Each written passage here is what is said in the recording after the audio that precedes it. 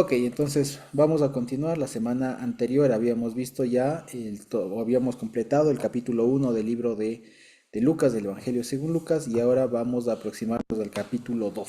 ¿De acuerdo? Ahora, el capítulo 2, o como habíamos visto, y eso quería recordar un poco, llamar la atención sobre esto, para que no perdamos de vista, especialmente que esto se ve más claro en Lucas, pero justamente esto, que Lucas es una investigación, es el producto de una investigación que hizo, evidentemente, Lucas, y que lo pone aquí por escrito, ¿ya? Y eso, digamos, da lugar a algunas curiosidades, por así decirlo, especialmente respecto de cómo está redactado, ¿de acuerdo? Que de pronto para nosotros, así a primera vista, y vale la pena decirlo, de pronto ustedes se darán cuenta que hemos estado abordando algunas cosas que normalmente no se suelen hablar de este tipo de cosas, digamos cuando se leen estos pasajes, porque lo normal, lo común seguramente que hemos visto o lo que hemos escuchado, lo que se escucha, digamos, cuando uno se aproxima a estos pasajes de Lucas, digamos, se suele pasar, digamos, o se suele hacer una explicación a lo mucho, o digamos, mayormente a manera de paráfrasis, ¿no? O sea, aquí dice que el Señor Jesús nació, bueno, eso significa que el Señor Jesús nació. Entonces, como que se explica lo mismo con otras palabras, ¿ya? Pero en realidad hay algunos datos que vale la pena recabar de acá y como ustedes se darán cuenta, a veces no siempre se hace énfasis en alguna cuestión que, eh, digamos, una relación con el Antiguo Testamento o alguna relación con la Torá o con alguna profecía, cosas por el estilo. Especialmente no en Lucas, ¿ya? Porque acuérdense que, como decíamos por un lado, la intención de Lucas es recabar la historia y por otro es dar sentido a lo que ya la mayoría de gente sabía, o que al menos era mayormente conocido en la época, ¿ya? Entonces hagan cuenta que es como que si ahora alguien viniera a decir, oye, bueno, todos saben cómo está el Ecuador ahora y cómo ha sido, pero voy a contar de nuevo la historia que de alguna manera todos sabemos, pero dándole un mejor sentido, ¿ya? Dándole una mejor coherencia, ¿ok? Esa es la idea general de Lucas. Y por eso es que aquí, por ejemplo, este capítulo 2 y esa es una de las razones por las que después, porque entre paréntesis también debemos recordar que cuando Lucas o los escritores de la Biblia en general estaban escribiendo los textos, no los pusieron o no escribían capítulo uno versículo 2 no versículo 3 4 5 6 y tal, no, sino que la división por capítulos y versículos incluso fue posterior, ya, o sea, fue bastante posterior, por eso es que ustedes verán que en la misma Biblia cuando se referencia en el Nuevo Testamento especialmente, ¿no? A pasajes del Antiguo Testamento nunca dice como dice Isaías 14:5, no, solo dice como dice Isaías, como dice el profeta. No había citas de esta manera como nosotros hoy tenemos, ¿no? Por capítulos, por versículos, no lo había. Entonces, eso justamente nos da a notar que lo que, y les decía esto porque se divide aquí la historia, porque tranquilamente pudo haber sido de la continuación del capítulo uno. Explico, pero se divide aquí por una razón, por una parte, porque aquí se aborda la historia de ya del nacimiento del Señor Jesús, pero también, o sea, como que se cambia de tema, ¿no? O sea, se cambia de tema, cambia de capítulo. Pero luego también hay otra razón, y hay una razón editorial. Al parecer, como veíamos en un inicio, el capítulo uno y 2 o los capítulos uno y 2 son al menos un poco independientes de la historia del capítulo 3, ¿ya? Y dentro de este conjunto de capítulos del uno y 2 al parecer el capítulo uno y 2 es independiente, son independientes de entre sí. Es decir, ¿qué parecería? Parecería que Lucas en realidad fue añadiendo estas dos historias del nacimiento, del anuncio y nacimiento de Juan por un lado y el anuncio y nacimiento de Jesús por otro. Es decir, al parecer, digamos, no estaba en la mente de Juan, en la mente de Lucas contar desde el nacimiento. ¿Ya? Seguramente no estuvo en la mente de Lucas contar desde el nacimiento, sino desde el capítulo 3 como ya lo vimos la anterior semana, ¿ya? Pero recabando información, logró condensar tradiciones, digamos, o sea, información que había ahí respecto del nacimiento de Juan el Bautista y respecto del nacimiento del Señor Jesús, de la infancia de ambos, y las condensó primero el capítulo uno, ¿ya? Por un lado, y de una manera independiente, si se quiere, del capítulo 2 y que en una obra final, digamos, o posterior, incluyó estas historias de la infancia del Señor Jesús y de Juan el Bautista al inicio del Evangelio. ¿Ya? ¿Cómo sabemos esto? Esto no sabemos por otra razón, sino porque, digamos, a veces yo pensaba, por esto les digo, a veces uno piensa que la única forma de corroborar que un versículo, una sección de la Biblia fue incorporada de manera tardía, digamos, en su proceso de creación de un libro, era a través de que, bueno, en un pergamino antiguo aparece, en el otro no, ¿ya? Y esa es una forma. Pero también hay otra forma. Hay una ciencia que se llama filología, ¿ya? Y la filología, hay filólogos que se encargan justamente de ver esto, se encargan de ver de cómo está redactado y de cómo a partir de la redacción, de la sintaxis que se va teniendo a lo largo de la historia del texto, se puede ver que una parte no corresponde con la otra o que hay algo saltado, ya, o que hay algo que no corresponde y que de pronto, como hemos visto en toda la Biblia ya este punto, hay partes que van primero, que van segundo, que se interpolaron, que se cambiaron de lugar y todo eso en el proceso de edición. Eso es posible detectar y no quita ni pone, no le quita veracidad al texto. Nada más nos da a entender que este trabajo, que lo que hoy tenemos como el libro de Lucas, como el Evangelio de Lucas, fue un trabajo. O sea, tuvo un tema de investigación, tuvo un tiempo de composición. ¿Ya? Como una vez más, esto nada más como para que no nos mueva el piso, de pronto alguien que venga y diga por qué, porque por ejemplo, esto, lo que ha llevado este hecho, que es un hecho, o sea, es un hecho un poco irrefutable, es decir, el capítulo 1 y 2 de Lucas no son o no formaron parte de la historia original que comenzaba en el capítulo 3.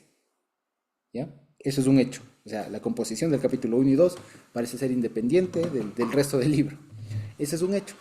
Pero de ahí, por ejemplo, hay algunos incluso estudiosos que concluyen que el capítulo 1 y 2 no fueron de autoría de Lucas, sino que fue escrito de manera muy, muy posterior y no sé qué, y como que tratan con eso de desacreditar con ello toda la historia que está recabada en estos dos capítulos.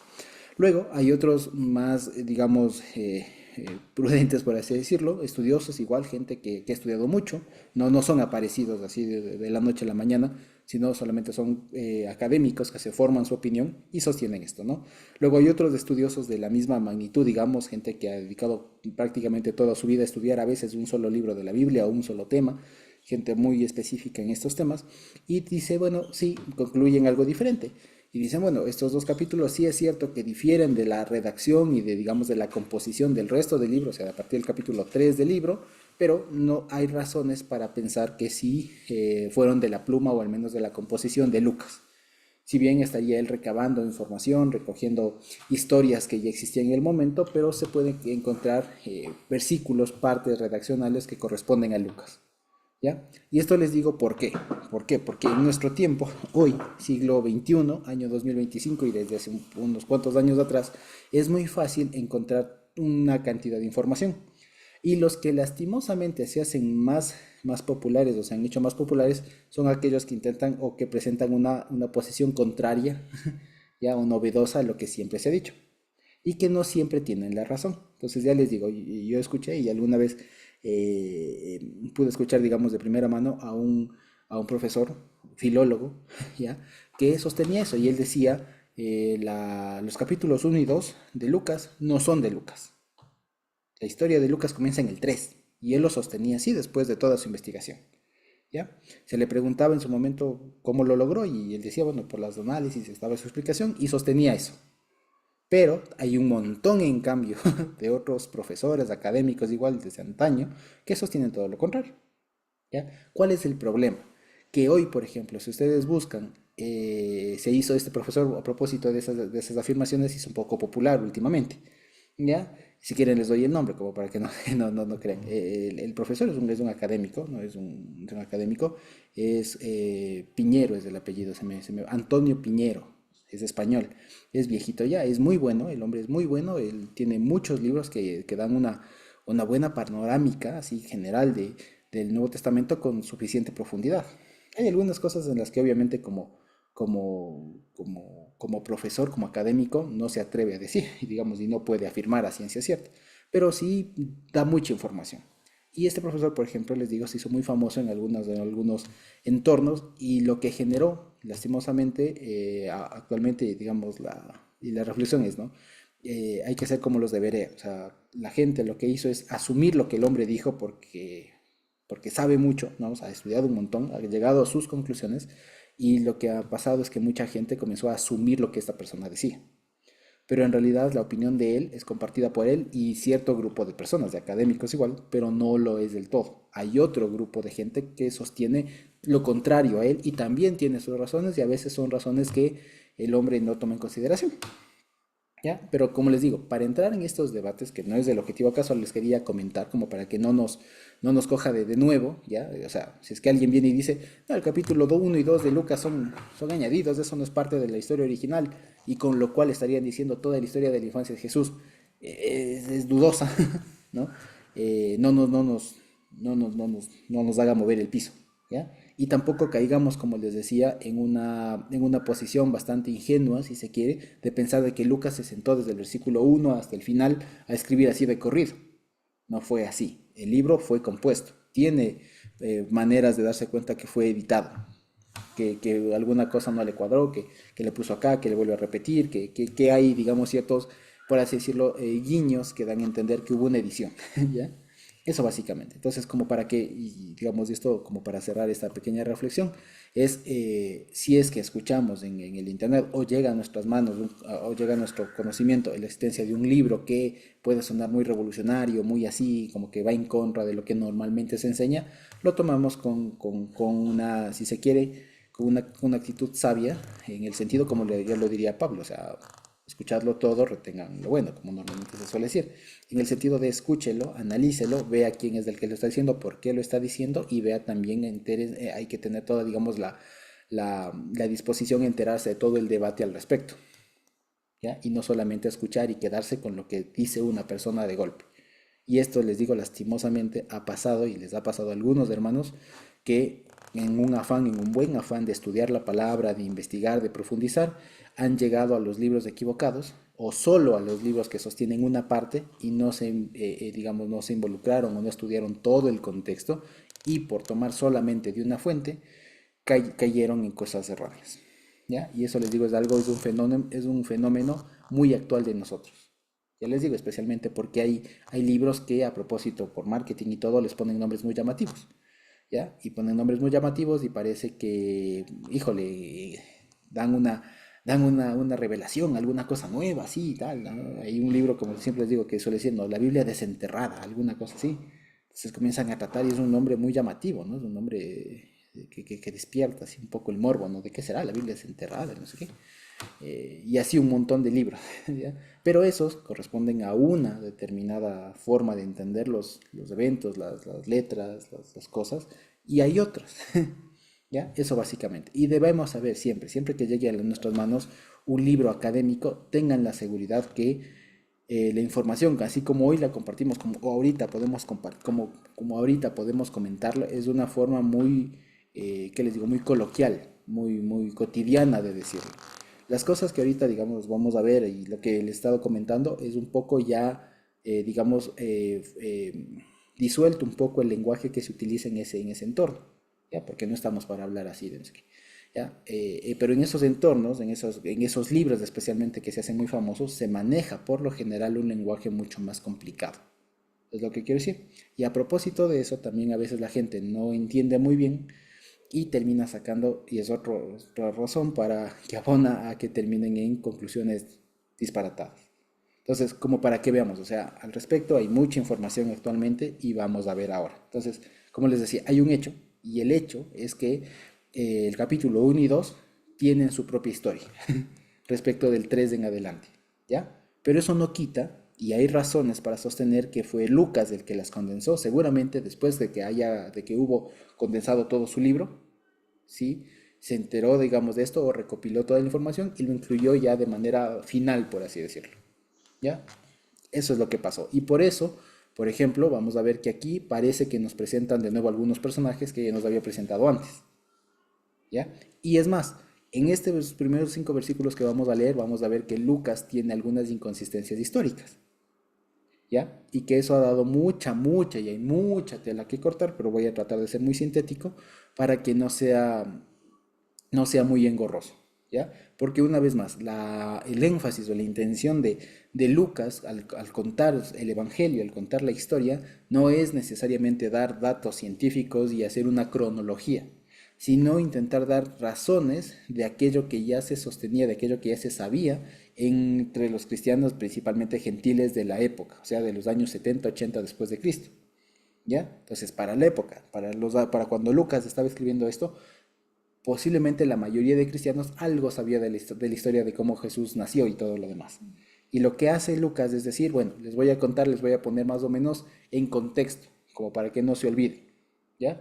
Y los datos que él da, a veces no hay que tomarlos como históricos, porque tienen inconsistencias. O sea, no es certero, especialmente los datos de estos de Augusto César y Sirenio, no cuadran, ¿ya? Son muy extraños o hay muchas formas de poderlos conciliar, etcétera, pero así, tal como está, no cuadran, ¿ya? No cuadran, pero hay una forma, digamos, un poco más sencilla de superar aquello, ¿ok? Entonces, bueno, dice el capítulo 2, ¿no? Con este pequeño mini preámbulo. Dice, aconteció en aquellos días que se promulgó un edicto por parte de Augusto César que todo el mundo fuese empadronado, o sea, censado, ¿no?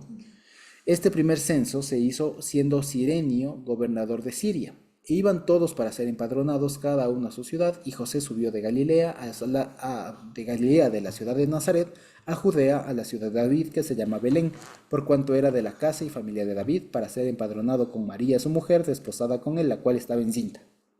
Ok, aquí como les decía, hay una inconsistencia histórica. Primero, vale la pena decirlo, Augusto y César eran títulos. ¿Ya? Augusto era un título, era el título del emperador romano, ¿ya? No es nombre, no es nombre, no es que se llamaba Augusto, ¿ya? Augusto César era como decir el máximo emperador, ¿ya?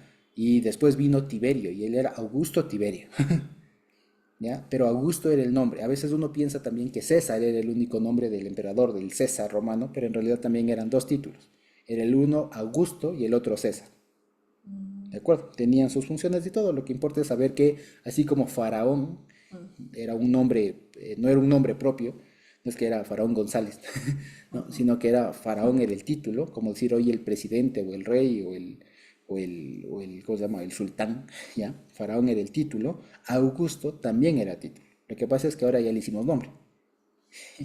Ya, ahora Augusto y César son nombres propios, pero Augusto era un título. Carmita. Josué, pero aquí cuando dice Augusto César, dos títulos juntos, ¿cómo funciona? Sí, lo que pasa es que, digamos, hay una historia detrás de esta persona y lo que pasa es que este hombre heredó, digamos, la parte heredó como decir todo el reino, si no me equivoco, y heredó todo el imperio romano. Por eso tuvo como una especie como de emperador y rey, alguna cosa así, porque Augusto, si no me equivoco, puede estar un poco equivocado, pero es como decir Augusto es como emperador y César es como decir un rey, pero no está, es inferior al César. Y este man, perdón, esta persona era primero César. Y después de que murió el anterior Augusto, entonces subió a Augusto. Y por eso era Augusto César. ¿Ya? Eso básicamente. Sí. Pero César y Augusto eran títulos. Especialmente Augusto. ¿Ya? Y eran como rangos. Eso básicamente. Sirenio, el otro que aparece más abajo, ese sí era nombre propio. ¿Ya? Eso básicamente. Ahora, hay una curiosidad aquí, ¿ya? Aquí dice que se promulgó un edicto. Aquí nosotros sabemos que edicto es como si una ley, una ordenanza, un reglamento, ¿no? Una orden judicial, una orden del rey, digamos, del emperador en este caso. Pero resulta que ahí la palabra, si vemos literalmente, aparece la palabra dogma. En griego aparece la palabra dogma. Y nosotros en español, esta palabra ha llegado a nosotros incluso en español, y dogma, si yo les digo del dogma de tal cosa, ustedes van a pensar, y normalmente pensaríamos en una enseñanza muy cimentada, ¿no? En una enseñanza, en una línea de pensamiento muy estricta, ¿no? Como por ejemplo, qué sé yo, la, qué sé yo, como en su momento el dogma ¿cómo se llama esto? Del purgatorio, o sea, es una enseñanza, una forma de pensar muy estricta, ¿no es cierto? Algo así.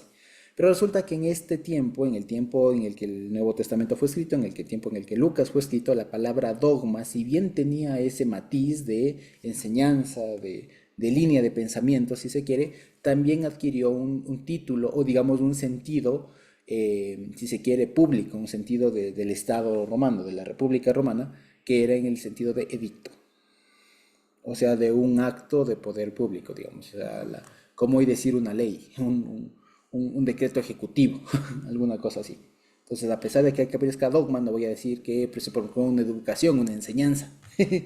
No, se promulgó un edicto, alguien diría ahí, solo una curiosidad. Luego dice que todo el mundo fuese empadronado. Ahora, como les decía, ¿cuál es el problema? Que Augusto César y Cirenio no compartieron tiempos. Ese es el problema. Augusto César murió antes que Cirenio fuera gobernador. Esa es la inconsistencia. Y hay una diferencia de 1, 2, 3 años según varios historiadores. ¿Ya? Entonces, esa es la mayor inconsistencia. Augusto César habría muerto por allá del 4 antes de Cristo y Cirenio habría sido gobernador de Siria a partir del 6 después de Cristo. Entonces, hay un par de años de diferencia entre el uno y el otro. Entonces, aquí algunos dicen, bueno, ¿y esto cómo se hace? Entonces, algunos suelen decir, por ejemplo, no es que este primer censo, sino como decir el primero antes de que Cirenio sea gobernador. Y con eso cuadraría que cuadrarían las fechas, digamos. Pero luego hay muchas razones y ya les digo, hay un montón de información al respecto. El asunto es más sencillo que eso. Primero que no trata de ser Lucas una cronología de las autoridades romanas, pero lo que sí trata de dar información un poco de quiénes eran. ¿Qué pasa? Con Augusto César se estableció si no me equivoco, era una cosa así como la Pax Augusta, ¿ya? Es decir, la paz bajo el Augusto. ¿Qué era? Era básicamente un tiempo en donde Roma gobernaba y había paz. O sea, no había guerras, no había conflictos, armados especialmente entre las cosas. Entonces, algunos sugieren que, por ejemplo, cuando la mención de Augusto no es solamente para dar un tiempo histórico del nacimiento del Señor Jesús, o sea, no es como para que veamos una fecha, un año, sino para que veamos la condición social. Y lo que se está haciendo referencia es a Augusto César, que sería una persona que logró alcanzar cierta armonía en en todos sus dominios. De tal manera que se estaría diciendo que el Señor Jesús nació en un momento histórico en el que había cierta calma, cierta seguridad, o al menos en el momento histórico en donde una persona, un emperador romano en este caso, alcanzó tener, digamos, sin conflictos todos sus territorios. ¿Ya? Es decir, algunos estudiosos incluso lo relacionan un poco con con Sirio, ¿cómo es, no, con Sirio? ¿Cómo es este rey al que se le dice Mashiach? Se me ve el nombre en Isaías. Ciro, con Ciro de Persia, ¿no? Al que la Biblia le llama Mashiach incluso, que fue un rey persa en su momento que logró más o menos esto. Entonces, lo que algunos logran ver alguna conexión es justamente eso, es decir, el Señor Jesús nace en un momento en el que no había problemas políticos, ¿ya? ¿Cómo decir? Como augurando, ¿cuál es la cosa? Como augurando que el Señor Jesús iba a ser mucho más que él. O sea, como decir, si ya Jesús nació en un momento histórico en donde no había conflictos políticos, o sea, no se estaba peleando Roma con Persia, no habían esas peleas así muy fuertes como las hubo después, eso auguraría, o sea, anticiparía que el Señor Jesús vendría a ser uno más allá que Augusto César. Esa sería la razón. Y luego, la razón más importante, digamos, después de todo esto, de decir qué es lo que Lucas aquí nos está contando, es que hubo un censo, ¿ya? Y eso, por ejemplo, sí es una práctica habitual, o era una práctica habitual, tanto de los romanos, que primeramente se hacía con un énfasis de tributario, o sea, para poner impuestos, para ver cuánta gente puede pagar impuestos, y otra para ver cuánta gente podía ir a la guerra, como lo que vimos de la anterior semana en Segundo Samuel. Era por razones de tributos y por razones de milicia. ¿Ya? Y quedan registros de algunos censos que hubo en la época tanto de Augusto como de Cirene. ¿Ya? Y ahí hay otro problema, porque ninguna de esas cuadra coincide.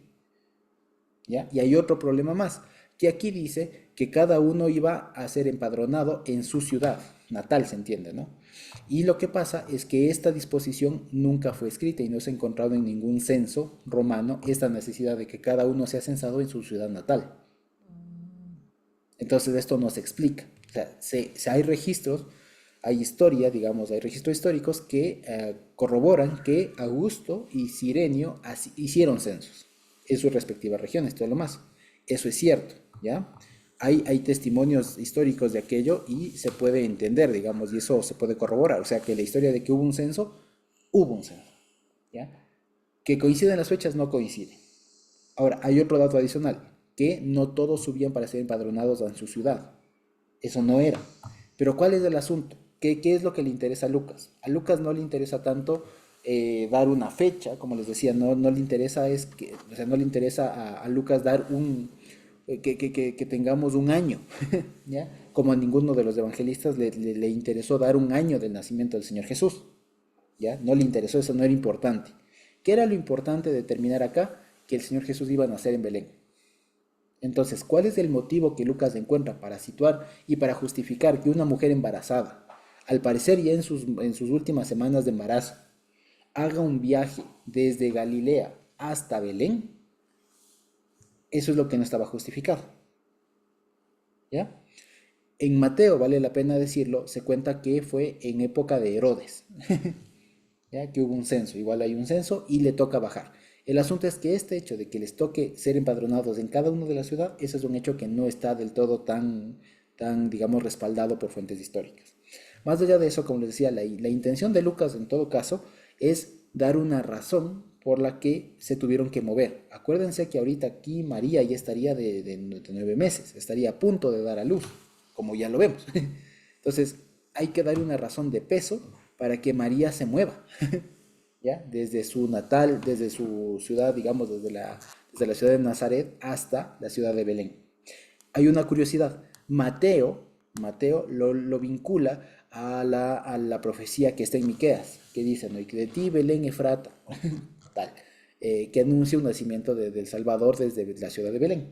Aquí Lucas no lo ata, no lo vincula a esa disposición a esa profecía, si se quiere, de Miqueas, ¿cómo es? Sí, no es Miqueas, sí, Miqueas. Sí, no lo ata a esa profecía en todo caso, sino más bien lo ata a una razón política de la época, ¿ya? Lo ata a eso.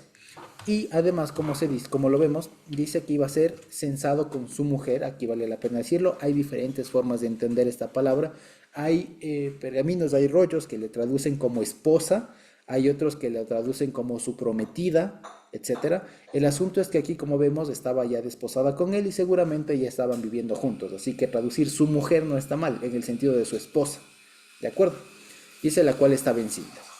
Luego, este versículo 6 y 7 hacen un paralelo con la historia del nacimiento como tal de Juan el Bautista, que si ustedes se acuerdan igualmente son dos versículos el nacimiento de Juan el Bautista como tal, que leímos la anterior semana. En este caso dice, y aconteció que estando ellos allí, se entiende en Belén, ¿no? Se cumplieron los días de su alumbramiento. Y dio a luz a su hijo primogénito y lo envolvió con ropas y lo acostó en un pesebre porque no había lugar para ellos en el mesón. ¿De acuerdo? Aquí fíjense ustedes que Lucas es mucho más concreto, no se habla mayor cosa, digamos, de por qué fueron a dar en un pesebre y todo lo demás, pero vamos por el inicio. Dice, ellos llegan a Belén, dice, y se cumplen sus días de su alumbramiento, es decir, le tocaba ya nacer. Seguramente aquí imagínense a una María en labor, ¿sí? Imagínense a una María en labor de parto eh, y a un José de alguna manera preocupado. ¿No? Imagínense ustedes lo que es estar con la esposa de uno en labor de parto ya y que no tengan un lugar más o menos mínimamente equipado para dar a luz. ¿Ya? Entonces es muy complicado. Hoy tenemos clínicas, tenemos hospitales, maternidades y todo lo demás como para dar a luz en condiciones más o menos decentes, ¿cómo se dice? Asépticas y todo lo demás. En ese tiempo, fíjense que no había tales cosas y sin embargo le tocó nacer así al Señor Jesús en una condición un poco, si se quiere, un poco precaria, por no decir bastante humilde, ¿no? Y dice, y dio a luz a su primogénito, a su hijo primogénito. Aquí como lo vemos, la intención después de todo de Lucas es de dejar en claro que María estaba embarazada y que el hijo que iba a dar a luz era el primero, el que iba a abrir el vientre, el que iba a abrir la matriz, o sea, el que iba a inaugurar, si se quiere, la matriz. Y luego, en nuestras versiones dice que lo envolvió con pañales, ¿no es cierto? Lo envolvió con pañales. Pero resulta que ahí no dice tanto que lo envolvió con pañales. Si somos muy literales, solamente dice y lo envolvió. ¿Ya? Lo envolvió. No dice con pañales. Dice solamente lo envolvió.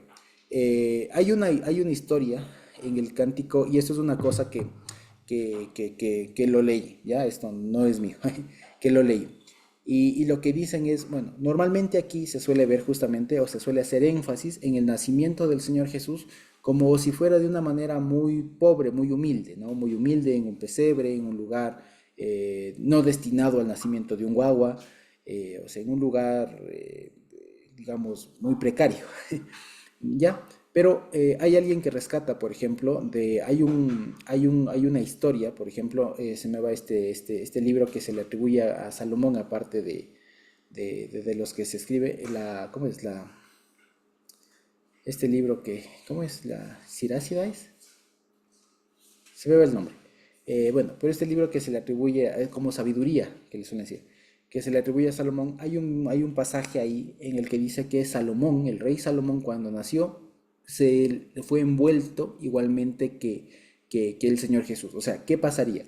Al parecer, María lo que tendría a mano no sería pañales, no sería como hoy, digamos, ropa de bebé, sino que lo que hizo fue vestirle o envolverle con ropa de adulto, digamos. O sea, le envolvió con ropa grande.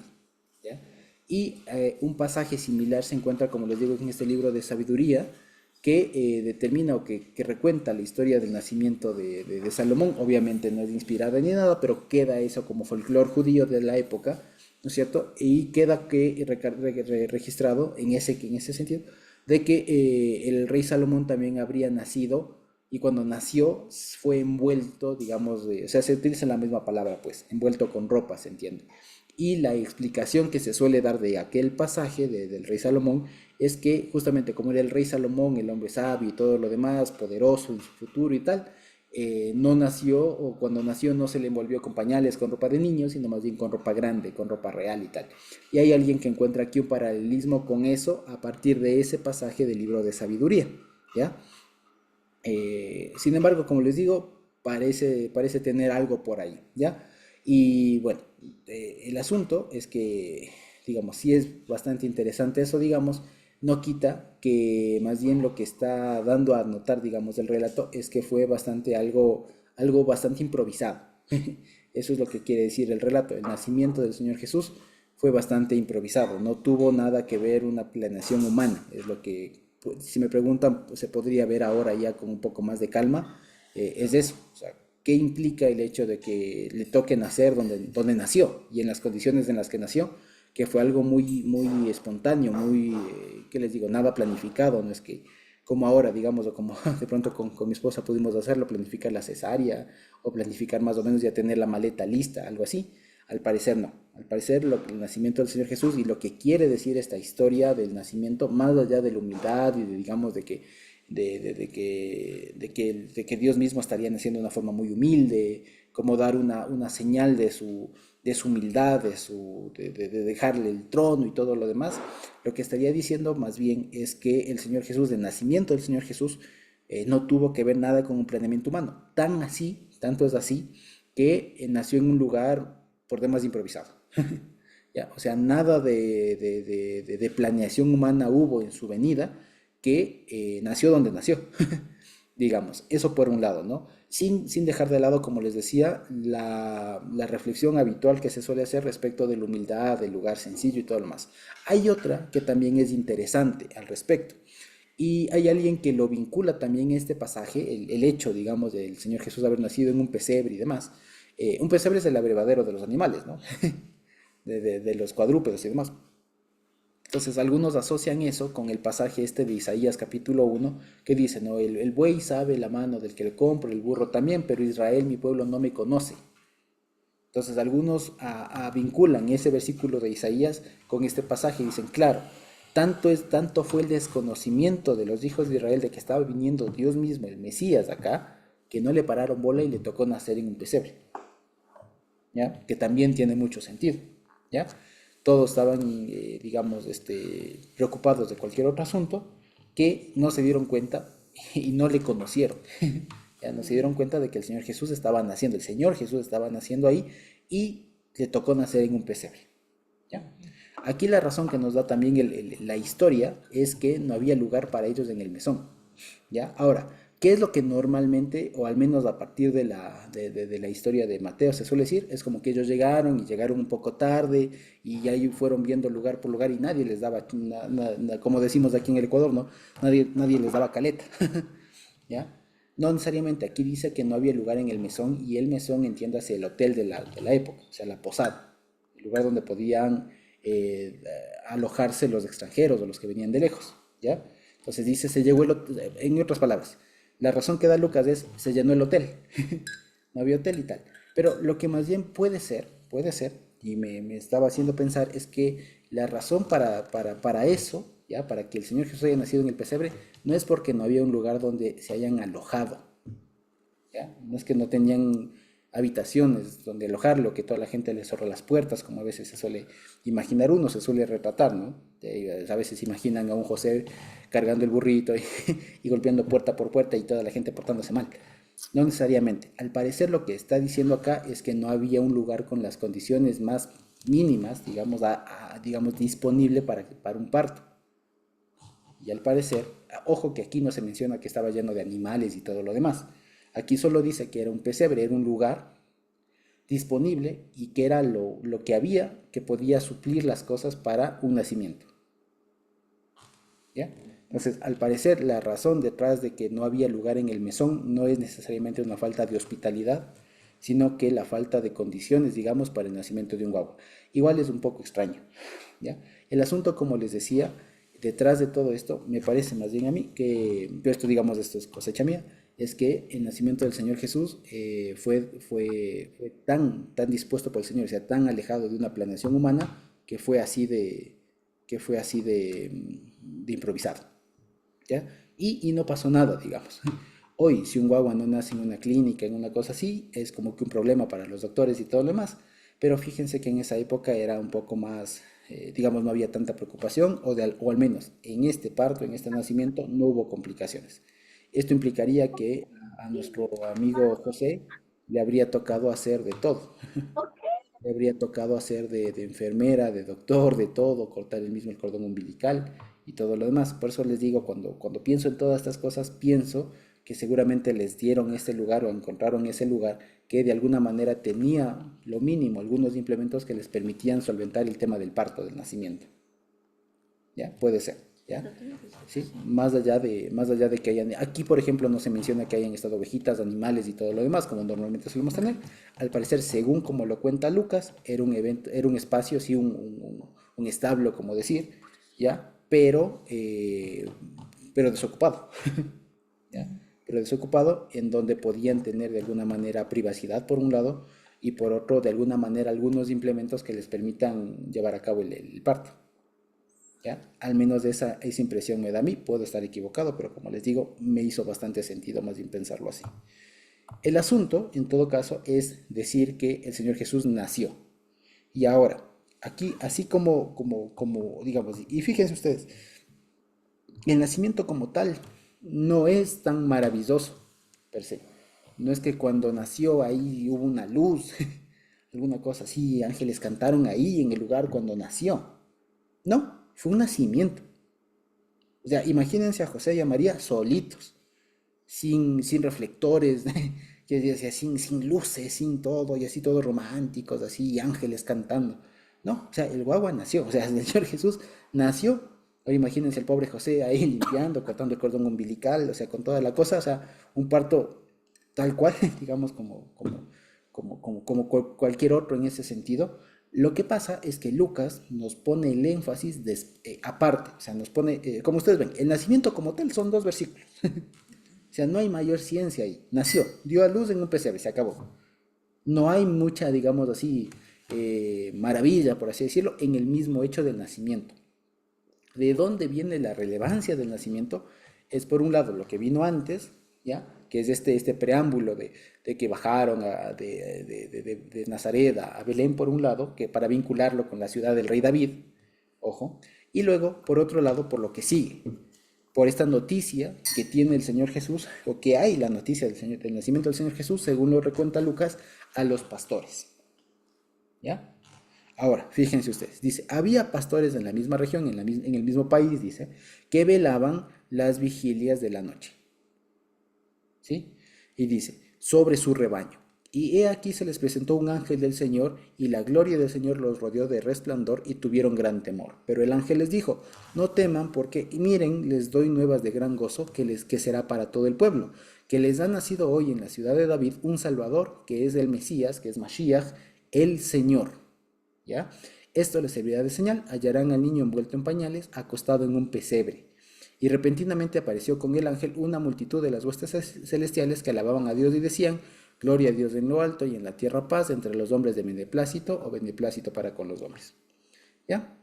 Ese es el primer evento. Entonces, ¿qué es lo maravilloso? Si ustedes se fijan, como les digo, a veces uno piensa que lo maravilloso es, nació el Señor y ahí, no sé, se iluminó el establo donde estaría el Señor Jesús, hubo un reflector, una luz así que alumbró el pesebre, alguna cosa así, no, no, en realidad imagínense a una María, un José terminando de dar a luz, o sea, todo sacando la placenta, todo aquello, o sea, todas esas cosas, ¿cierto? En todo lo que es un parto, ¿ya?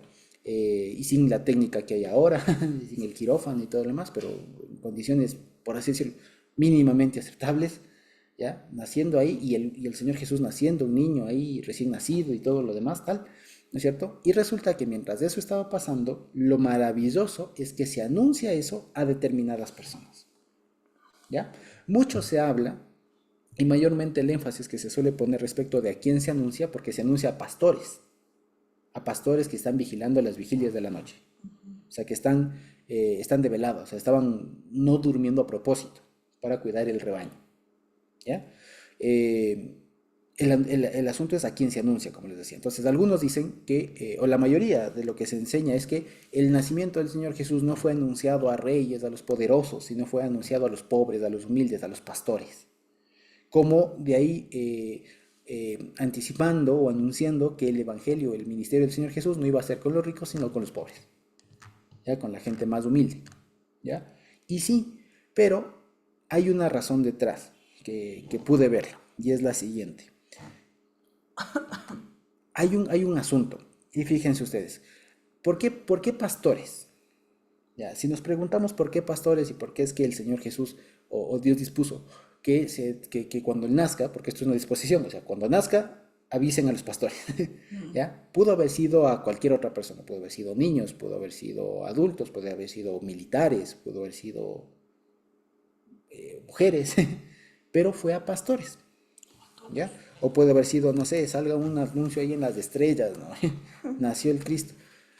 Pudo haber sido de muchas maneras, pero aquí se dice, y la disposición fue, ¿no? Que se anuncia a los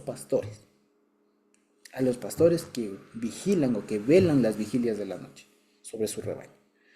Hay un asunto, y esto, como les digo, tiene que ver un poco con el contexto y ya con el Evangelio y digamos con el ministerio del Señor Jesús. El ministerio del Señor Jesús estuvo lleno, o hay muchos eventos en los que el Señor Jesús se enfrenta con los pastores de Israel, ¿sí? Es decir, contra quienes se enfrenta, con quienes tiene varios debates, sino con los maestros, en ese sentido los pastores, ¿no? Con los maestros que se supone que debían encaminar al pueblo de Israel, es decir, los maestros de la época, llámese fariseos, saduceos, etcétera, incluso el sumo sacerdote en su momento, se tuvo algunas controversias con ellos, ¿de acuerdo? Con los pastores de Israel. Y resulta que hay bastantes, y bastantes al menos, un par, dos o tres profecías, tanto en el libro de Jeremías como de Ezequiel, si no me equivoco, en las que hablan sobre que son llamados de atención, si se quiere, o reconvenciones que les hace el Señor a los pastores de Israel por haber estado apacentándose y no apacentando al pueblo, ¿no? Entonces, encontré ahí un paralelismo, si se quiere, y es lo siguiente. En el Antiguo Testamento, en las profecías, se hace llamados de atención muy fuertes a los pastores, pero que se apacientan a sí mismos. Y a ellos se les llama la atención, se les dice bueno, que van a ser destruidos, etc. Pero aquí, justamente, se les da la buena nueva del nacimiento del Señor Jesús a pastores, pero no a cualquier pastor. Dice a los pastores que velaban las vigilias de la noche. Es decir, cumplen el estereotipo, si se quiere, del pastor ideal, del pastor que no se duerme aún en la noche, que es lo suficientemente responsable para cumplir la vigilia de la noche. ¿Sí lo vemos? Entonces me llamó mucho la atención entenderlo así, porque incluso incluso literariamente, en las obras literarias de la época, la figura del pastor suele ser muy referenciado como una especie de líder, sea militar, sea político. La figura del pastor en general, de ovejas, ¿no? Del pastor, del redil, llevado de una manera literaria, es entendido como una especie de líder.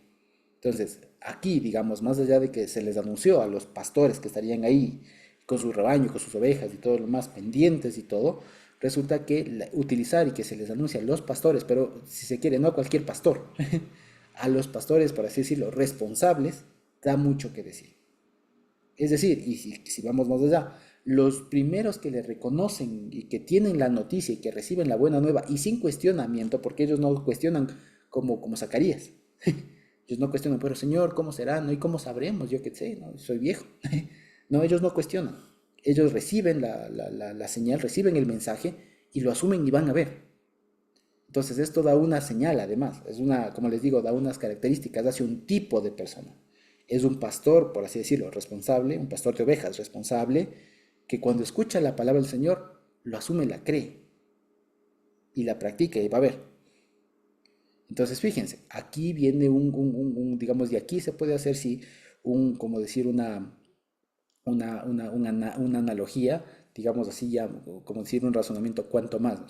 Esto es un presagio, si se quiere, un anuncio de cómo va a ser el ministerio del Señor Jesús con aquellos que son a quienes fue enviado. Es decir, hace falta nada más que el Señor Jesús hable o que se hable de Él y aquellos que a quienes es dirigido el mensaje escuchan, hablan, escuchan y prestan atención y ya está. Principalmente aquí está destinado a los pastores que velan las vigilias de la noche sobre su rebaño. En otras palabras, a los pastores de Israel, pero a los responsables, no a los malos. ¿De acuerdo? Sí lo ven.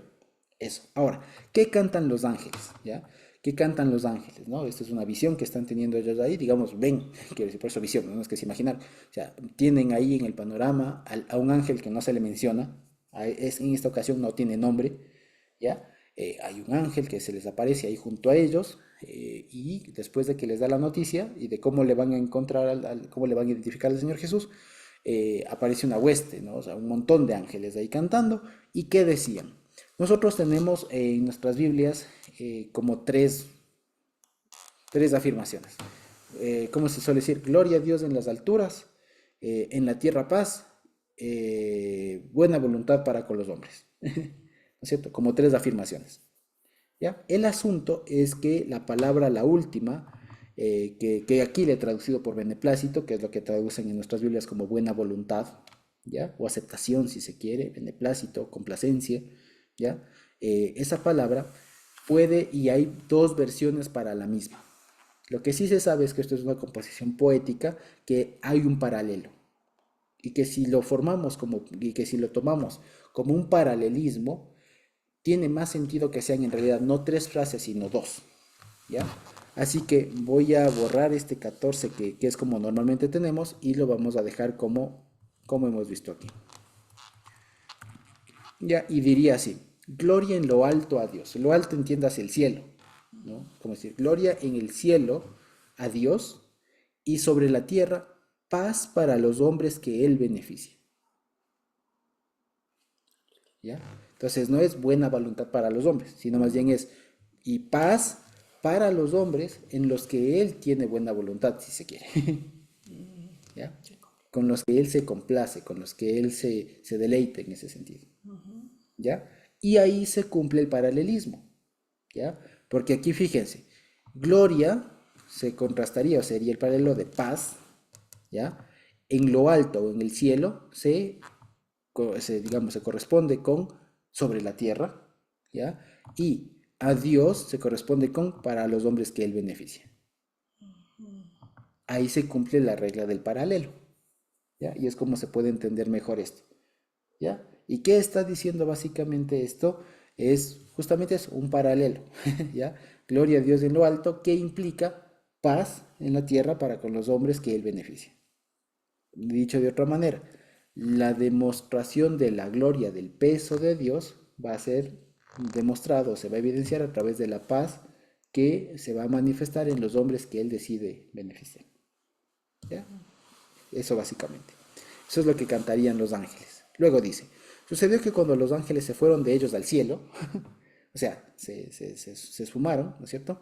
Dice, los pastores se dijeron unos a otros, pasemos pues hasta Belén y veamos esto que ha sucedido y que el Señor nos ha manifestado, ¿ya?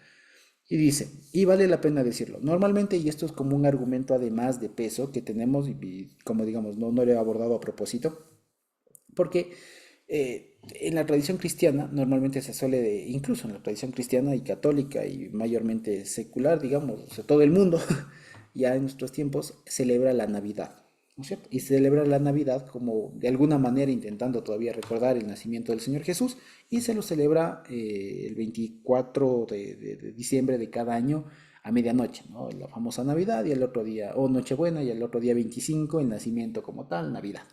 En fin, el asunto es que por mucho tiempo se pensó que esa era la fecha, ¿no? Que esa era la fecha del nacimiento del Señor Jesús, porque hubo alguien que lo dijo, y no sé qué. Y lo que debemos saber es que no es ninguna, el Señor Jesús no nació en diciembre, ¿ya? Y que más bien la determinación de la fecha del 25 de diciembre como Navidad y el 24 como Nochebuena fue una decisión romana tomada justamente a partir de una celebración que había que se llama el Sol Invicto, ¿no? Que era básicamente una celebración pagana que anunciaba justamente la salida del sol en esa época, para esas épocas en el hemisferio norte. El sol invicto se llama, ustedes pueden ver ahí la tradición esta del sol invicto y van a ver que coincide justamente con esa fecha, el 25 de diciembre.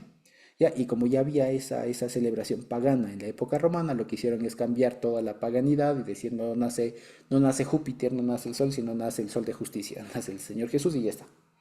¿Ya? Eso. Ahora, una razón para decir que no fue en diciembre es justamente este relato este relato de Lucas. Aquí nos dice que pastores estaban velando en la noche, ya en las vigilias de la noche. Y para diciembre en la tierra de Israel es invierno. Entonces esto es inverosímil, o sea, es poco creíble que haya pasado en diciembre esto. ¿Ya? Entonces, de ahí, pero de ahí no se puede decir que fue en otras fechas. Posiblemente haya sido verano, haya sido otoño, no lo sabemos, pero invierno bastante complicado. O sea, no puede ser imposible, pero sí es bastante complicado. ¿Ya? Eso básicamente. Luego, volviendo acá, dice, van hasta Belén a ver lo que ha sucedido, que el Señor nos ha manifestado. Dice, vinieron pues apresuradamente y hallaron a María y a José y al niño acostado en el pesebre. Ahora imagínense ustedes esa escena. ¿Ya? No es una escena tan así romántica, si se quiere, ¿ya? Lo que tendríamos ahí en escena es a una María recién dada a luz por parto normal, en plena noche, o sea, imagínense una María desgastada, ¿ya? Porque no sé si ustedes han podido ver, pero una mujer después de la labor de parto no es como en las películas, ya que la mujer está ahí solamente unos 10 minutitos dando a luz y tal, así pujando, y después nace el guagua y ¡ay, qué bonito! La mujer termina molida después del parto, ¿no? Termina muy agotada, demasiadamente agotada. Y a José, o sea, imagínense a un José ahí terminando tal vez de limpiarle al Señor Jesús, de haber dispuesto de la placenta, el cordón umbilical, todas las cosas, la sangre, el líquido que sale y todo lo demás. O sea, no era un momento tan romántico, tan así ideal, de ay, nació el Señor. No, o sea, debe haber sido una cuestión muy impactante para el pobre José también. Recibir al guagua, cortar el cordón, sacar la placenta, limpiar todo eso, limpiar al niño y todo. Debe haber sido una cuestión bastante, digamos, fuerte, una tarea bastante demandante, ¿ya?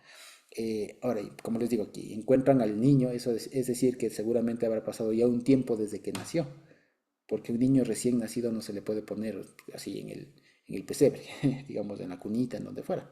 En este caso un pesebre, no se le puede poner así recién nacido como tal. Tiene que haber pasado ya un tiempo en el que María más o menos se haya podido un chance de recuperar, se haya podido asear, limpiar alguna cosa, y entonces ya estar en capacidad de más o menos estar media descansando, reponiéndose. Y que también le haya dado tiempo un poco a José a limpiar del niño y todo, y para ponerlo de una manera más o menos adecuada en el pesebre en este caso. Entonces habrá pasado un tiempo, ¿ya? Y lo interesante es que le encuentran ya en el pesebre, ¿no? Y dice, y todos, dice, y al verlo, ¿no? al verlo, dice el 17, dieron a conocer lo que se les había dicho acerca del niño. Se imagínense ustedes, por eso les digo, el nacimiento como tal no fue extraordinario. Ya, si así quieren, fue muy complicado, fue muy difícil. Pero como tal, José, ya les digo, no es que nació el guagua y se alumbró alguna cosa, sí, ángeles cantaron y nació el Señor y José recibió así, pasó un vientito, no pasó nada así. O sea, tuvo que hacer toda la labor. ¿Y qué pasó después? Ya que pasó todo ese proceso, entonces vienen, según Lucas, los pastores y les dicen, oigan, les encuentran y les dicen, oigan, acabamos de tener un anuncio de que este niño nació. ¿Ya? Y por eso dice, y todos los que lo oyeron se maravillaron de lo que los pastores les decían. ¿Ya? Esto se puede entender de dos maneras. Una, que en ese momento cayó más gente, o por otro lado, que los pastores contaron eso después. El asunto es que aquí hay unos testigos secundarios, o sea, los que escucharon de la boca de los pastores, ¿no? Y dice, pero María preservaba, o sea, guardaba, conservaba todas estas cosas meditándolas en su corazón. Y volvieron los pastores glorificando y alabando a Dios por todas las cosas que habían oído y visto, como se les había dicho. ¿Ya? Entonces, fíjense, una vez más, como para poner un poco más sobre la tierra este hecho. Y como vemos, el nacimiento como tal del Señor Jesús son dos versículos. ¿Qué es lo maravilloso? Lo que está pasando aparte. O sea, en otro lado está el foco. ¿Y qué es lo maravilloso? Que llegan, después de que ya ha pasado todo ese proceso del parto como tal, llegan los pastores y le dicen, oigan, nos acaba de decir esto, pasó esto, y por eso es que María se sorprende. Y esto, dicho sea de paso, es una de las un poco inconsistencias que algunos notan, porque dicen, ¿cómo es que aquí María guarda todas estas cosas y las meditaba en su corazón? Si cuando le anunciaron, ya le dijeron que iba a venir el Señor. ¿Cómo es que acá es como que todavía está meditando? Parecería dar la impresión como que María no lo asumió, sino como que lo seguía procesando. ¿Ya? Entonces esa es una de las razones por las que se dice que el capítulo 1 tiene una formación, un tiempo de formación, y el capítulo 2 otra. ¿Ya? Que procesar todo. Exactamente. Ahora, esto puede también tener otra explicación, ¿no? Y es que María, justamente como mamá, que después de haber tenido todo el proceso de parto y todo lo demás, y ver ya de plano que pasa este tipo de cosas, se le presenta, acuérdense que según Lucas, María representa o se le presenta, vale la pena decirlo, como la discípula ideal, como la primera, algunos sostienen, ¿no? Como la primera cristiana, por así decirlo, que recibe el Evangelio de primera mano y que ella va viendo cómo va pasando todo esto, ¿no? Y que más bien se le presenta como una mujer que no se mueve las emociones, sino que más bien es una mujer muy mesurada, que viendo todo eso no se exalta y no dice mayor cosa, digamos, o sea, no se emociona, sino que más bien es una persona muy, digamos, muy inteligente en el sentido, como diríamos hoy, tenía mucha inteligencia emocional, en el sentido de no hacer bomba, ¿no? Sino más bien de entender todo esto y tratar de comprender realmente qué pasaba. Cuando dice que las meditaba en su corazón, en realidad es que las sopesaba, o sea, que las sopesaba, que iba analizándolo todo. ¿Ya? Entonces la demuestro cómo le presenta el Evangelio de Lucas a María como una persona que ante cualquier cosa no lo asume, no lo grita, no lo expresa si se quiere, sino más bien como una persona que lo analiza. De ahí la valía de esta María.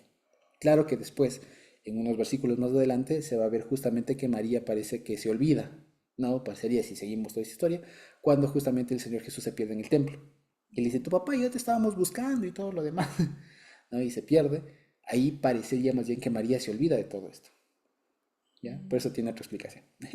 Sí, en todo caso, hasta el momento se le presenta a María, y es la forma más sensata, digamos, más prudente y sencilla, si cabe el término, de ver esto, de que María se le presenta como una persona, una vez más, como una buena discípula, ¿no? Como una buena discípula en el sentido de que pasa lo que pasa y ella no se asombra, no toma una actitud emotiva, efusiva ante esto, sino que más bien lo que hace es meditarlo, guardarlo en el corazón, o sea, filtrarlo antes, si se quiere, ¿ya? Y termina este pasaje con la noticia de que él, de la expresión de gratitud, digamos, de glorificación que hacen los pastores a Dios por todo lo que vieron y lo corroboraron, ¿ya? Y además, esto dicho sea de paso, esta forma de redactarlo quiere decir, o con esto Lucas quiere decir que lo que él está recontando, contando, ahora incluyendo la historia que él está contando, pues puede ser, o sea, tuvo varios testigos, o sea, tiene varias fuentes. Es como decir, bueno, ¿y cómo sabemos que, bueno, ahí están los pastores? ¿Ya? Vaya y pregunte. ¿Ya? Otro dato interesante antes de terminar es que aquí, fíjense ustedes, se le da tres títulos al Señor Jesús. Se le da el título de Salvador, que es la primera vez que se menciona esto en el Evangelio de Lucas, darle el título de Salvador, darle el título de Mesías, que ya se le dio antes, ¿no? Voy a poner en español, del Mesías, y otra vez, el Señor. Entonces esto, como les digo, aprovechando de lo que hablábamos en su momento este domingo en Shavuot, veíamos que justamente el Mesías no es un segundo, no es el Hijo en sentido, ¿qué les digo? Genealógico, ¿no? Jerárquico y tal. No, el Mesías no es otra cosa que el Señor. Y el Señor aquí tranquilamente puede ser reemplazado por Yud-Heh-Vav-Hei y HWH. Entonces dirían aquí, fíjense, dirían, si quieren algo así en hebreo, ¿no? En la ciudad de David, un Moshiach, no Mashiach, ¿no? Moshiach, que es Salvador, ¿no? Que es Mashiach, él es el Señor. Fíjense. Y esta es otra de las razones por las que se suele decir que también esto suena extraño, porque aquí ya se le presentó antes como el Mesías y el Señor arriba. ¿Por qué se le presenta de nuevo? La respuesta es, bueno, aquí este es el relato que se le está dando a los pastores. En fin, pero lo interesante es que incluso aquí, cuando se les presenta a los pastores, no se les dice vino un segundo, vino el enviado del Señor, ¿no? Vino, ¿quién nació? El Señor. Para que veamos que incluso en los primeros relatos o en los relatos del Evangelio, de la infancia del Señor, incluso que cuando nosotros pensamos en el Señor, nosotros de manera cristiana, ¿no? A veces cuando decimos del Señor Jesús, estamos pensando en el Señor en calidad de amo, dueño, ¿no? De jefe. ¿Ya? Pero no, muchas veces cuando en el Evangelio se utiliza la palabra el Señor, en griego Jokirios o Jokirion, etcétera, no está pensándose necesariamente en la palabra Adón en hebreo, el dueño, el máster, ¿no? El dueño de casa, el jefe, ¿no? El administrador, el patrón, no. Se está pensando en el nombre de Dios, lo que mal tradujeron Jehová. ¿Ya? Entonces lo que está diciendo es, vino el Mesías, vino Dios. ¿Ya? Para que veamos que en la tradición, digamos, de cómo se transmitió el Evangelio en un primer momento, se pensó y se sabía que el Señor Jesús era Dios. No era la segunda persona, no. No era el segundo, no, no, no. El Señor Jesús era el mismísimo Dios. ¿Ya? Eso lo queda aquí desde un inicio. Y que así lo entendieron los pastores y así lo entendieron todos y no tuvieron lío. Que es lo más interesante. Que no tuvieron lío. Que cuando aquí el ángel está diciendo, viene el Señor, nace, no les choca. No cuestionan y dicen, a ver, pero ¿cómo Dios siendo tan grande va a nacer? No, no lo cuestionan, simplemente lo asumen y dicen, es así, pasemos por Belén y van apurados y encuentran y dicen, es cierto. ¿Me explico? Esa es la maravilla. Que dicho sea de paso, también es un guiño a cómo después todos nosotros recibimos el mensaje del Señor.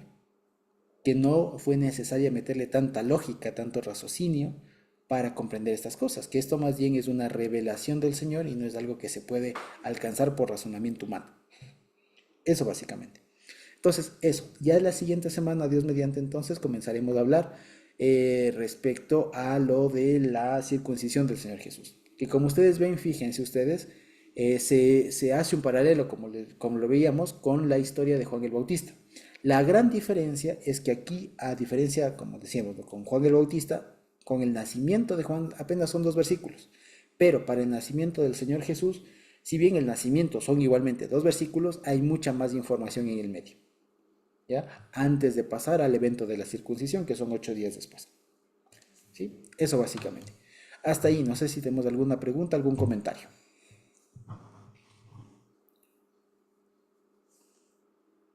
Hermano Josué, Hermano Villa. hermano Josué, si tratamos o si vemos la historia de otro lado, no de otra manera, ¿qué tal que Jesús nació igual como fue procreado por medio del Espíritu Santo, entró en el cuerpo de María y cumplió sus días de gestación? Y cuando fue el momento de nacer, asimismo nació por obra del Espíritu Santo, de tal manera que María no sufrió ninguno de los dolores que se dan cuando se tiene un bebé, normalmente una persona humana, ¿sí? Y pienso yo, no sé si estoy errada. Por esa razón sería que María, desde el momento mismo que el ángel le anunció que iba a ser la madre, mire cómo ella lo cogió muy sencilla, ¿no? De una manera muy sencilla, algo que la dejó pensando, porque ella dice, no, pues si no tengo esposo, ¿cómo voy a salir embarazada? Pero ya le explicó el ángel. Y llegado ese momento, en el versículo, en el versículo 2:19, que dice, María guardaba todas las cosas que ella había pasado durante su embarazo. ¿Y no sería que ella estaba meditando cómo había nacido el niño sin sentir dolor ella? ¿No sería eso también, hermano Josué? Si vemos la historia desde otro punto de vista, ¿no?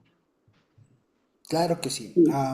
Digamos, hay una cuestión. Cualquier cosa que podamos decir y que se pueda pensar al respecto es pura especulación. ¿Ya? ¿Por qué? Porque la Biblia no dice ni que tuvo dolor ni que no lo tuvo. O sea, si quiero ir por ese lado, no dice ni que tuvo ni que no tuvo dolores. ¿Ya? O que tuvo Ah, estragos o no tuvo estragos. No ay, dice. ujú, No pero dice. la forma como usted lo dijo es como que ella había sentido ese dolor tan grande, ¿sí? Un Claro, dolor inarrable, se puede decir. Ah, claro. pero la Biblia tampoco lo dice, hermano Josué. No lo dice, exactamente. Pero ahora, digamos así. ¿Por qué me atreví a decir eso? Porque, digamos, hay más razones para pensar que haya sido un parto como cualquier otro, ¿ya? A pensar que haya sido solamente una, por así decirlo, un nacimiento y ya está. ¿Me explico? Sí, No, sí. o sea, personalmente, digamos, no encuentro razones para pensar que haya sido así de milagroso. No, ¿por qué no, hermano Porque Josué? no hace sentido, digamos, porque si así fuera, o sea, eso, digamos, ¿por qué? Porque, digamos, porque me explico. Porque lo que usted nos comenta digamos, está fundamentado en el pensar que, o en asumir que como es Dios, ¿no es cierto? Debe haber tenido algo especial. Y si así fuera, no tendría tampoco razones para nacer en un pesebre. ¿Me explico? Entonces, Sí, sí. todo el nacimiento del Señor Jesús y todo el embarazo, por así decirlo, debe haber compartido muchas, debe haber tenido algo especial seguramente. Ya no digo que haya sido tal color, pero digamos, ya para el alumbramiento como tal, no le veo razones incluso digamos, como para decir, no, María, evidentemente tenía que haber dado así, puff, y ya está, y ya nació y enseguida salió, estaba en capacidad de correr y tal. No, al parecer no. Como les digo, incluso esto se puede, digamos, un poco inferir de manera un poco indirecta a través del mismo relato. El mismo hecho de que haya pasado un tiempo, de que ya le encuentren en el pesebre al niño, eso da a entender que ha pasado un tiempo desde el parto como tal. ¿Ya? Entonces eso da a entender que hubo preparación, que hubo un tema de adecuación para que el niño esté ahí. ¿Ya? Y como le digo, digamos, yo le encuentro bastante difícil sostener que haya sido un nacimiento, un parto, digamos, muy poco, digamos, muy anestesiado, por así decirlo, ¿ya? Suponiendo y, digamos, solamente fundamentado en el argumento de decir, pero es que es Dios, porque si así fuera, muchas otras circunstancias deberían haber sido diferentes, y no lo fueron. Ya le digo, el mismo hecho de que el Señor Jesús haya nacido donde nació, y en las condiciones en las que nació, socioeconómicamente hablando, ¿ya? Entonces, todo como cuenta el Evangelio, digamos, da a entender más bien que María tuvo un parto, digamos, no diferente, Normal. cualquiera de las mujeres, claro, con sus propios dolores, sus propios pujes y todo lo demás, y todo todo como es un parto, ¿ya? Y que eso además no quita, ni no le quita a la importancia del nacimiento, ¿ya? No quita. Ya digamos, no veo en qué afectaría. ¿Me explico? O sea, si decimos el nacimiento del Señor Jesús, el parto, fue un parto igual que nació el Señor Jesús ahí, como nacen los guaguas, ¿no? Todo así, un poco manchado y todo lo demás, eso no quita. O sea, digamos, ¿qué quita o qué pone? ¿Me explico? O sea, no, más bien, como les digo, y del relato, que entre que los pastores son avisados, hay el cántico en el cielo y todo lo demás, y ellos recién van a ver y ya le encuentran en el pesebre, eso de entender que pasa un tiempo, que fue prudente que los pastores no estén ahí en pleno parto, sino que haya pasado un tiempo que se adecue y todo lo demás. Eso básicamente. Y digamos, por otro lado, no está mal asumir, digamos, que la mera presencia del Señor Jesús haya dado alguna especialidad, digamos, algún aura, digamos, especial, diferente, pero en muchas cosas fue muy semejante a nosotros. Y ya lo vamos a ver a lo largo incluso de su vida, a lo largo incluso de su vida. El mismo Señor Jesús dormía, el mismo Señor Jesús comía.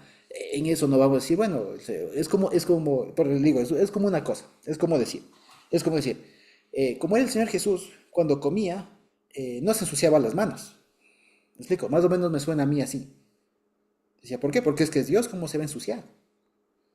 Entonces, es como decir, no, yo supongo que cuando el Señor Jesús cogía el pan, no se ensuciaba de migas, no le quedaban migas en su barba. ¿Me explico? ¿Por qué? Porque es que es Dios.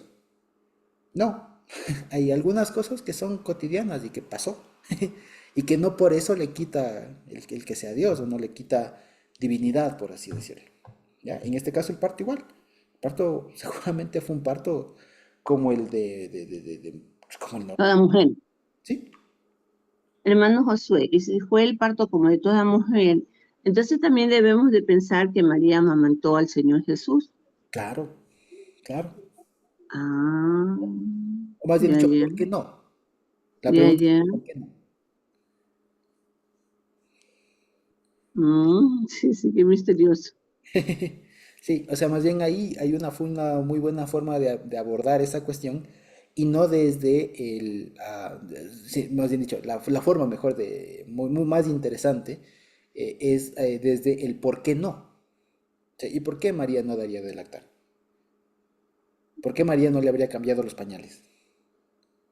¿Me explico? Mm, ¿Por qué no? sí, sí, ¿Me explico? así es. O sea, Sí, ahora, sí, hermano pongámonos Josué, sí. pues claro, porque hay una cuestión más. O sea, imagínense ustedes que el Señor Jesús nunca ensució los pañales. Nunca, nunca ensució los pañales. Eso daba para cualquier persona una preocupación inmensa. O sea, un tema de, oiga, mi hijo nunca va al baño. O sea, el guagua nunca va al baño. La respuesta va a ser, es que es Dios. No, explico, no. Seguramente le amamantó, seguramente le limpió los pañales, le bañaba de pequeño o no. Explico, o sea, por así decirlo, hay una cosa más. Si el Señor Jesús fue circuncidado, o sea, no vamos a pensar que no hacía lo demás. ¿Sí me explico? Sí, sí, Eso. sí, hermano. Ajá. Muchas gracias, hermano Josué. Con todo gusto, mi hermana Digna.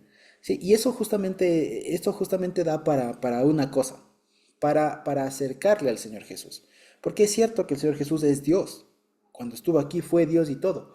Pero la manera como se relacionó con nosotros no fue muy diferente a como viviría cualquier persona de la época. O sea, las ropas de él no eran, qué bestia, con oro. O sea, no.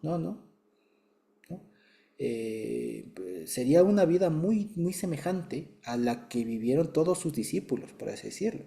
Seguramente Pedro habría sido mayor que él, qué sé yo, pero sería una vida muy semejante. O sea, por eso es que el Evangelio nos relata que cuando ya sale a su ministerio público, muchos decían, pero este no es el hijo de José y de María, o sea, ¿de dónde acá aprendió letras, aprendió a hablar? ¿De dónde? ¿Cómo? Si le vieron hacer lo mismo que hacían todos los de la época. todos sus congéneres, todo hacía igualito, lo mismo. Era ver para los demás, ¿no? Antes de que se presente como el Mesías y comience su ministerio público, le veían igualito. Por eso no hay razones para, o sea, es muy complicado, al menos como lo podemos ver ahora, ver que haya sido una cosa así maravillosa desde el día uno, ¿ya? Porque si lo asumo así, como nos dicen, ¿no? Que haya sido un parto, pero indoloro, debería asumir entonces que mucho de la vida del Señor Jesús fue así, extraordinario. Y digamos, eso no se explica, digamos, o al menos no da como para que no haya sido notado. Más bien, como lo relata el Evangelio, da a pensar más bien que la vida del Señor Jesús, de María y José, con toda su familia y su crecimiento y todo el más, fue a ojos de los demás bastante estándar. O sea, no llamó la atención más allá de lo que cuenta el Evangelio, digamos. Y que más bien comenzó a llamar la atención y a hacerse conocer y fue, digamos, más renombrado cuando comenzó el Evangelio, cuando comenzó su ministerio como tal. Ahí. Pero antes tranquilamente pasaba desapercibido. O sea, no pasaba nada, digamos, sino cuando él se quiso revelar y cuando era el tiempo de que él comience su ministerio y comience a predicar y todo lo demás. Mientras tanto, no despertaba sospechos. Y en ese sentido compartía muchas cosas que todos los niños, los adolescentes, jóvenes de su leva, por así decirlo, de su generación.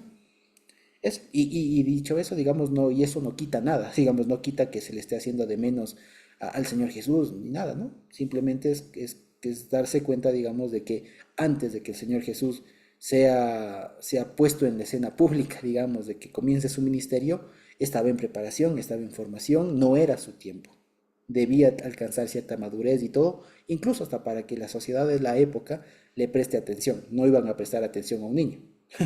No se iba a levantar un niño Mesías, no se iba a levantar un adolescente ya como como el Mesías, ¿no? Debía ser un hombre ya maduro, un hombre formado.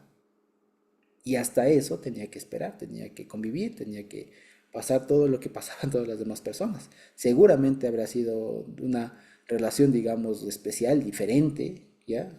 Algo, digamos, un poco no tan común, pero a vista de los demás no pasaba, no despertaba sospechas, por así decirlo.